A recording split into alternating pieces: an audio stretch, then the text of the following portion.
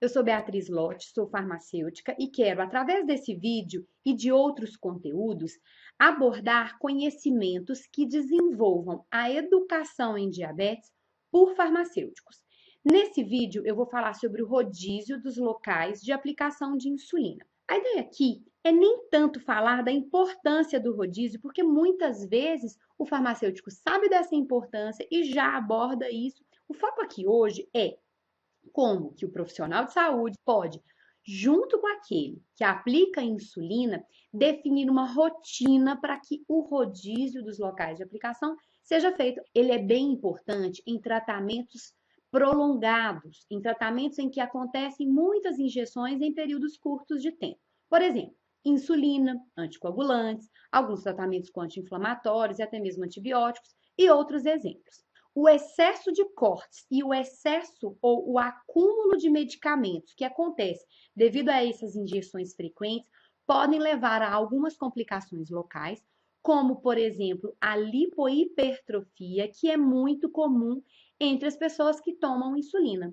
Algumas questões têm que ser consideradas para se estabelecer um plano de rodízio dos locais da aplicação. Um dos aspectos é, cada região deve ser subdividida em diversos pontos, sendo que a distância entre um ponto e o outro deve ter, no mínimo, 1 centímetro de distância. Mas esse material que você vê aqui do lado, ele foi subdividido em diversos pontos com aquela distância mínima de 1 centímetro, e a gente pode ver na imagem que ele tem 7 pontos num lado e 7 pontos no outro. Um outro ponto é respeitar um intervalo de 14 dias entre duas injeções num só ponto. Ou seja, se eu apliquei num ponto hoje, eu só vou usar esse ponto novamente daqui a 2 semanas. O outro aspecto é considerar exercícios físicos e atividades diárias do paciente. Por exemplo, se eu vou estabelecer uma rotina para um cliente, né, e ele faz todos os dias de manhã uma caminhada, uma atividade física, por exemplo, uma caminhada, eu não devo recomendar a ele que aplique na região da coxa, por exemplo, no período da manhã. Por quê? Logo depois ele vai fazer uma atividade física e isso pode promover uma aceleração da absorção da insulina naquele local, ou seja, na coxa, que é um membro que vai ser muito utilizado nessa caminhada. Vamos ver um exemplo de um plano de rodízio que a gente estabeleceu, por exemplo, para a Dona Maria. Vamos ver então. No primeiro horário, ela faz a aplicação no abdômen. Por quê? Exatamente no período da manhã, logo após essa aplicação, ela faz uma caminhada. No segundo horário, eu estabeleci a aplicação na região da coxa.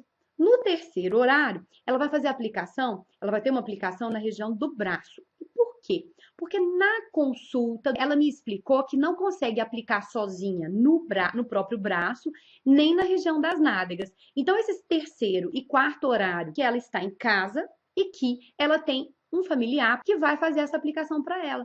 Então, nesse exemplo da Dona Maria, nós já temos um rodízio de regiões. Esse exemplo que eu dei ele é interessante porque as insulinas humanas têm diferentes perfis de ação ou tempo de absorção, desculpa, quando aplicados em diferentes regiões. Além do rodízio de regiões, é importante também fazer o rodízio dos lados, certo? Então, vamos supor que hoje eu faço a orientação à Dona Maria, eu explico para ela como fazer esse plano, e aí a gente combina que todas as injeções dessa semana, hoje, de segunda-feira, até a segunda-feira da semana que vem, ela vai aplicar sempre no lado direito, por exemplo. Então, ela vai explorar todos os pontos diferentes durante a semana no lado direito. A partir da segunda-feira que vem, ela vai aplicar no lado esquerdo e assim por diante, semana a semana, ela vai trocar, então, os lados onde ela vai fazer a aplicação. Só que, se hoje ela aplicou em um ponto específico do abdômen, amanhã ela vai aplicar no outro ponto e assim por diante.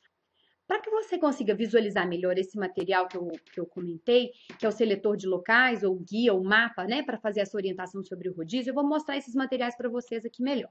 Então, esse daqui é um exemplo que vai ter um formato próprio para a educação, para a orientação do rodízio no abdômen. Essa região aqui, ela não tem nenhum ponto identificado, ela vai corresponder à região da cicatriz umbilical. Então, esse ponto que eu estou mostrando aqui vai estar sobre o umbigo, e aí eu vou ter a lateral direita e a lateral esquerda. Em cada uma dessas laterais, eu tenho 7 pontos identificados, onde pode ser aplicado. Esse outro formato é próprio para ser utilizado na coxa, no braço ou no abdômen. Ele vai estar exatamente mostrando os pontos, então ele vai estar sobre o quadrante, aqui na parte posterior do braço, ou ele vai estar na região da face anterolateral da coxa. E eles podem estar numerados, ou com letras, ou com dias da semana, como está aqui, desse meu lado aqui eu já tenho outros, numeração, né, de 1 a 7, vai dar uma orientação onde foi aplicado e onde vai ser aplicado. Só que tem um ponto muito importante. Esse material, ele não fica no local na hora da injeção. Ele é apenas usado para se estabelecer o ponto onde vai aplicar, onde já se aplicou e assim por diante.